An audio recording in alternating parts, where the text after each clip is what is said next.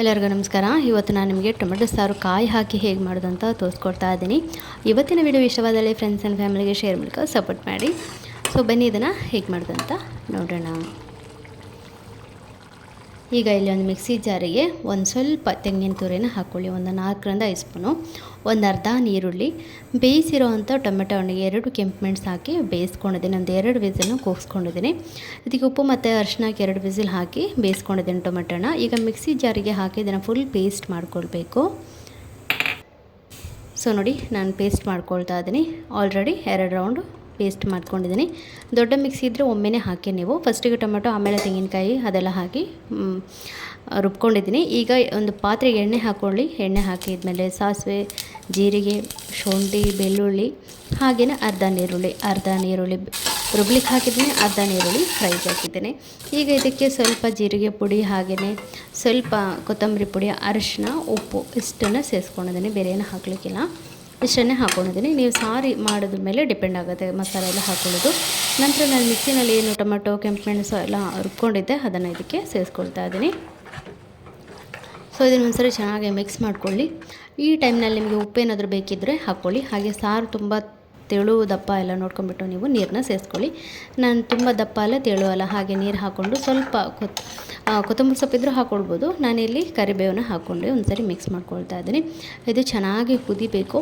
ಇದು ಬಿಸಿ ಬಿಸಿ ಅನ್ನಕ್ಕೆಲ್ಲ ತುಂಬ ಚೆನ್ನಾಗಿರುತ್ತೆ. ನಾವು ಟೊಮೆಟೊ ಸಾರು ತುಂಬ ರೀತಿಯಾಗಿ ಮಾಡಿರ್ಬೋದು. ಸೊ ನೀವು ಈ ರೀತಿ ಒಂದ್ಸರಿ ಕಾಯಿ ಹಾಕಿ ಮಾಡಿ ನೋಡಿ, ಸಖತ್ತಾಗಿರುತ್ತೆ ಟೇಸ್ಟು. ಸೊ ಇವತ್ತಿನ ವಿಡಿಯೋ ಇಷ್ಟವಾದಲ್ಲಿ ಫ್ರೆಂಡ್ಸ್ ಆ್ಯಂಡ್ ಫ್ಯಾಮಿಲಿಗೆ ಶೇರ್ ಮಾಡ್ಕೊ ಸಪೋರ್ಟ್ ಮಾಡಿ. ಸಿಗೋಣ ಮತ್ತೊಂದು ರೆಸಿಪಿಯೊಂದಿಗೆ. ಎಲ್ಲರಿಗೂ ನಮಸ್ಕಾರ. ಪನ್ನೀರ್ ಸಾರು ಅಥವಾ ಪನ್ನೀರ್ ಗ್ರೇವಿ ಅಂದರೆ ಯಾರಿಗೆ ಇಷ್ಟ ಇಲ್ಲ ಹೇಳಿ. ಚಪಾತಿ, ಪೂರಿ, ಅನ್ನಕ್ಕೆ ಮತ್ತು ಪರೋಟ ಎಲ್ಲದಕ್ಕೂ ಸೂಟ್ ಆಗುವಂಥ ಈ ಒಂದು ಹೋಟೆಲ್ ಸ್ಟೈಲ್ನ ಪನ್ನೀರ್ ರೆಸಿಪಿನ ತೋರಿಸ್ತಾ ಇದ್ದೀನಿ. ವಿಡಿಯೋ ಇಷ್ಟ ಆದಲ್ಲಿ ಫ್ರೆಂಡ್ಸ್ ಆ್ಯಂಡ್ ಫ್ಯಾಮಿಲಿಗೆ ಶೇರ್ ಮಾಡ್ಕೊ ಸಪೋರ್ಟ್ ಮಾಡಿ. ಒಂದು ಪಾತ್ರೆಯಲ್ಲಿ ಎಣ್ಣೆ ಮತ್ತು ಬಟರ್ ಇದ್ದರೆ ಸೇರಿಸ್ಕೊಳ್ಳಿ 2 ಒಟ್ಟಿಗೆ, ಅಥವಾ ಎಣ್ಣೆ ಬದಲು ನೀವು ಬೆಣ್ಣೆ ಮತ್ತು ಬಟರ್ನು ಹಾಕ್ಕೊಳ್ಬೋದು. ಸೊ ನಾನು ಇಲ್ಲಿ ಖಾಲಿ ಎಣ್ಣೆ ಹಾಕಿ ಶುಂಠಿ ಬೆಳ್ಳುಳ್ಳಿ ಚೆನ್ನಾಗಿ ಫ್ರೈ ಆದಮೇಲೆ ಒಂದು ಕಟ್ ಮಾಡಿರೋಂಥ ನೀರುಳ್ಳಿನ ಕಲರ್ ಚೇಂಜ್ ಆಗುತ್ತಾನೆ ಫ್ರೈ ಮಾಡಿಕೊಂಡು, ಅದಾದಮೇಲೆ ಇದಕ್ಕೆ ಒಂದು ದೊಡ್ಡ ಸೈಜ್ ಟೊಮೆಟೊವನ್ನು ಹಾಕ್ಕೊಂಡಿದ್ದೀನಿ.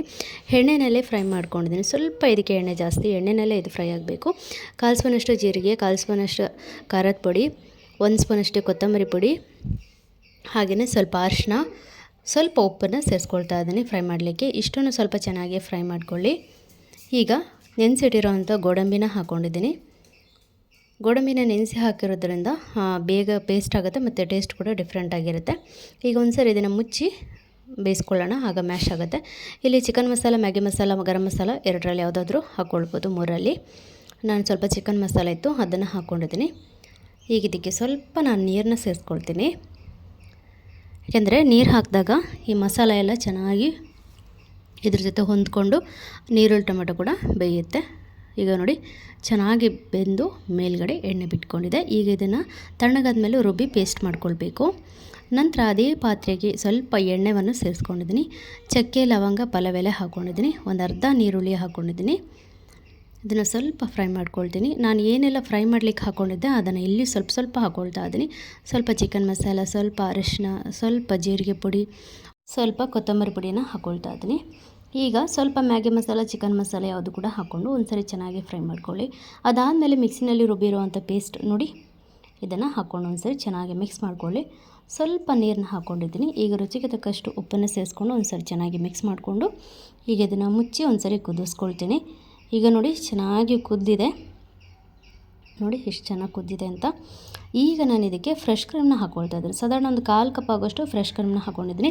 ಫ್ರೆಶ್ ಕ್ರೀಮ್ ಇಲ್ಲಾಂದರೆ ಹಾಲಿನ ದಪ್ಪ ಕೆನೆ ಇರುತ್ತಲ್ಲ, ಅದನ್ನು ಮಿಕ್ಸಿನಲ್ಲಿ ಬ್ಲೆಂಡ್ ಮಾಡಿಬಿಟ್ಟು ಹಾಕಿ ನಂತರ ಫ್ರೈ ಮಾಡ್ಕೊಂಡಿರೋ ಅಂಥ ಪನ್ನೀರ್ ನೀವು ಡೈರೆಕ್ಟ್ ಕೂಡ ಹಾಕ್ಬೋದು. ನನಗೆ ಪನ್ನೀರ್ ಫ್ರೈ ಮಾಡಿ ಹಾಕಿದ್ರೇ ಇಷ್ಟ. ಉಪ್ಪು ಸ್ವಲ್ಪ ಪೆಪ್ಪರ್ ಹಾಕಿ ಫ್ರೈ ಮಾಡ್ಕೊಳ್ಳಿ ಪನ್ನೀರ್ನ. ಈಗ ಸ್ವಲ್ಪ ಕಸ್ತೂರಿ ಮೆತ್ತಿನ ಹಾಕ್ಕೊಂಡಿದ್ದೀನಿ. ಇಷ್ಟ ಆದರೆ ಈ ಪನ್ನೀರ್ ಗ್ರೇವಿ ಹೋಟೆಲ್ ಸ್ಟೈಲ್ಗಿಂತಲೂ ಮನೆಯಲ್ಲಿ ಸೂಪರಾಗಿ ರೆಡಿ ಆಗುತ್ತೆ. ಖಂಡಿತ ನೀವು ಒಮ್ಮೆ ಟ್ರೈ ಮಾಡಿ ನನಗೆ ಹೇಳೋದನ್ನು ಮರಿಬೇಡಿ. ಸೊ ಇವತ್ತಿನ ವಿಡಿಯೋ ನಿಮ್ಮೆಲ್ಲರಿಗೂ ಇಷ್ಟ ಆಗಿದೆ ಅಂತ ನಾನು ಭಾವಿಸ್ತಾ ಇಲ್ಲಿಗೆ ವಿಡಿಯೋನ ಎಂಡ್ ಮಾಡ್ತಾ ಇದ್ದೀನಿ ಫ್ರೆಂಡ್ಸ್.